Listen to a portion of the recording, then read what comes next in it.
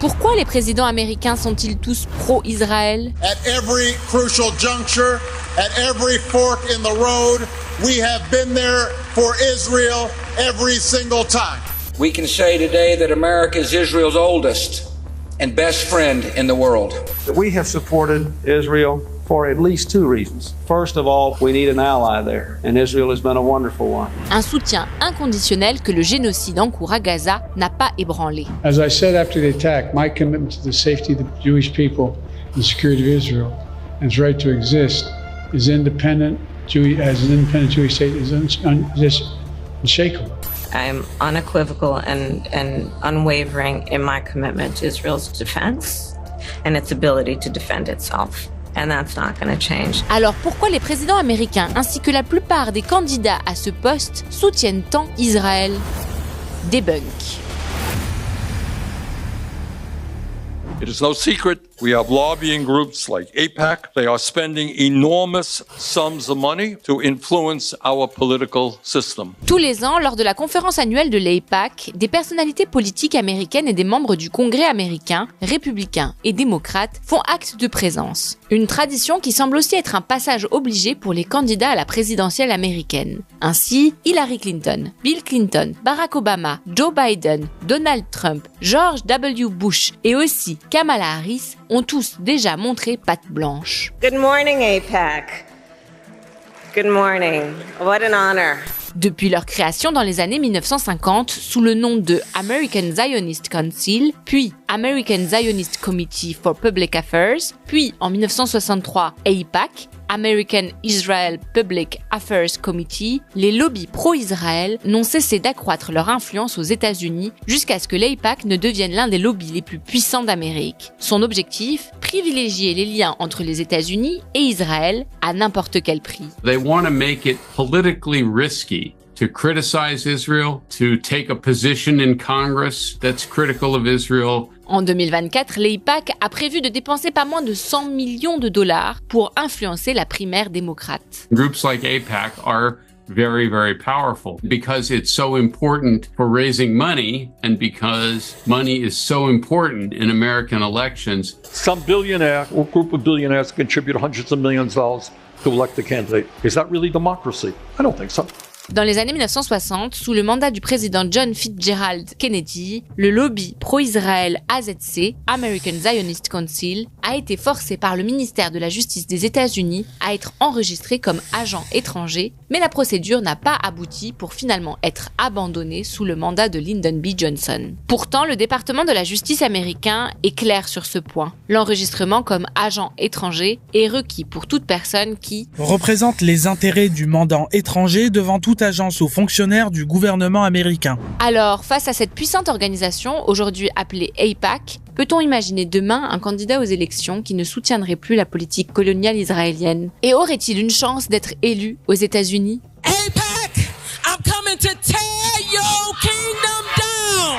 8,5 millions de dollars, c'est ce que l'AIPAC a misé sur le démocrate Wesley Bell pour faire perdre Cori Bush à la primaire dans le Missouri. Et pour cause, Cori Bush fait partie du Squad, un groupe d'élus progressistes résolument pro-Palestine qui ont appelé à un cessez-le-feu à Gaza. Et Cori Bush n'est pas la seule à avoir été éliminée. Le 25 juin, c'est Jamal Bowman, également du Squad, qui a perdu face au candidat centriste George Latimer. L'AIPAC avait investi 14 millions de dollars dans cette primaire pour soutenir le candidat centriste. They're spending more money in this race than they have ever spent in their history. Why?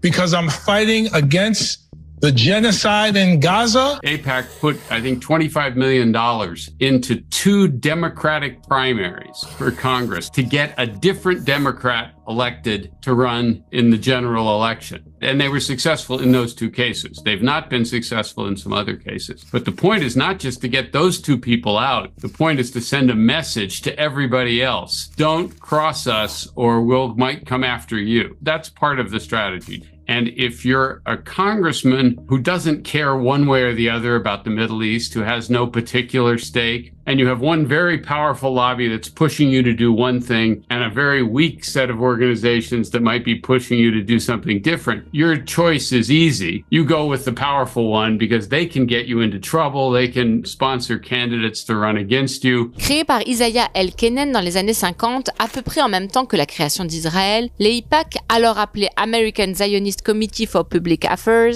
avait pour objectif la promotion d'Israël et des liens entre Israël et les États-Unis. Ce n'est que dans les années 1970 que son influence a pris de l'ampleur. It has lots of money. Back when we were writing the book, it was estimated at about $60 million a year. But that was just the organization. That was not giving money to campaigns. It has recently created a super PAC so it can give lots of money to campaigns for Congress, maybe presidential campaigns as well. So that's something that politicians will always pay attention to, especially here in the United States. It has a very effective operation up on Capitol Hill, providing talking points for members of Congress, helping write legislation that deals with Israel or deals with the Middle East, pushing congressmen to take particular positions. It's active in supporting groups like YNEP, the Washington Institute, that put out analysis that favors the Israeli point of view. So you put all of those things together, I mean, that's what all lobbying organizations try to do. They're just particularly good at it. The other thing to remember is there's no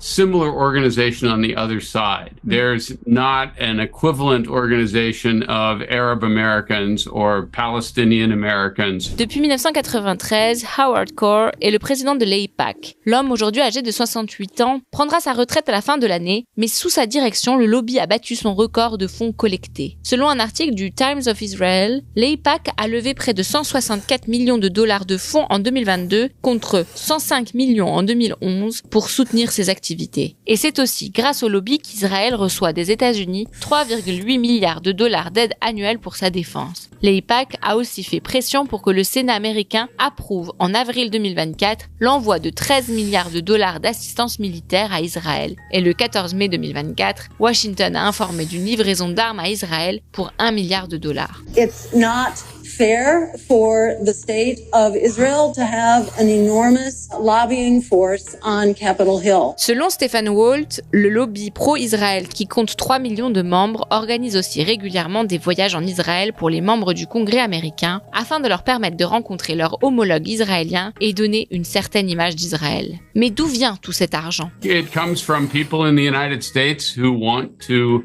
encourage this special relationship, primarily American Jews who feel strongly about Israel. American Jews are about 2% of the U.S. population, and they give lots of money to different political organizations. I think the largest donor to AIPAC is actually a Ukrainian-American businessman, who's also Jewish, who gave like $5 million to AIPAC last year, and also gives to other political candidates as well. Cet homme, c'est Yann Koum, le cofondateur de WhatsApp, selon le site TrackAIPAC, de lutte contre l'influence de l'AIPAC, qui a fait la liste des plus gros donateurs, ainsi que des candidats financés par l'AIPAC. Seulement aujourd'hui, la société civile américaine n'est pas la même que la génération qui a vu naître l'AIPAC. Selon un sondage de CBS, 61% des Américains sont contre l'envoi d'armes à Israël. Ainsi, de nouveaux lobbies pro-Israël, plus à gauche sur l'échiquier politique, viennent concurrencer l'AIPAC. C'est le cas par exemple de J Street, créé en 2009.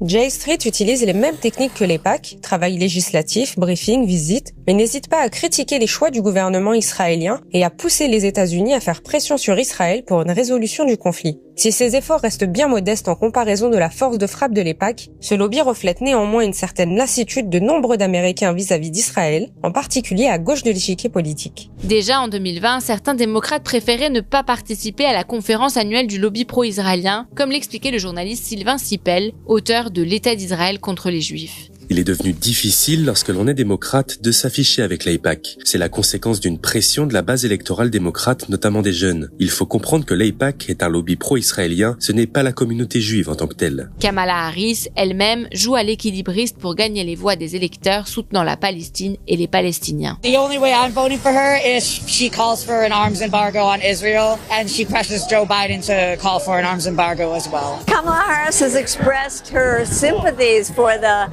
Palestinian people and what they're going through, but nice words is not enough. We want action, and that's why we're here saying that she should call for an arms embargo. She should say that the United States should not be giving this rock-solid support to Israel. She should say that the U.S. shouldn't be vetoing resolutions at the United Nations. She should show us that her policy is not going to be the same one as Joe Biden's. Public opinion in the United States has shifted pretty dramatically, especially younger Americans. 50-plus years of the occupation has taken its toll, and the conduct, not just in Gaza, the most extreme example here, but the previous operations in Gaza, like the treatment of Palestinians on the West Bank, this has all been noticed. Now, it's widely accepted that Israel is running an apartheid system in the occupied territories. Israeli human rights organizations use this term all the time. So thinking has shifted a lot, especially in the Democratic Party and especially among younger Americans. And that's something that AIPAC doesn't have a good answer for. Et vous, pensez-vous que le prochain président américain pourra se défaire de l'emprise de l'AIPAC?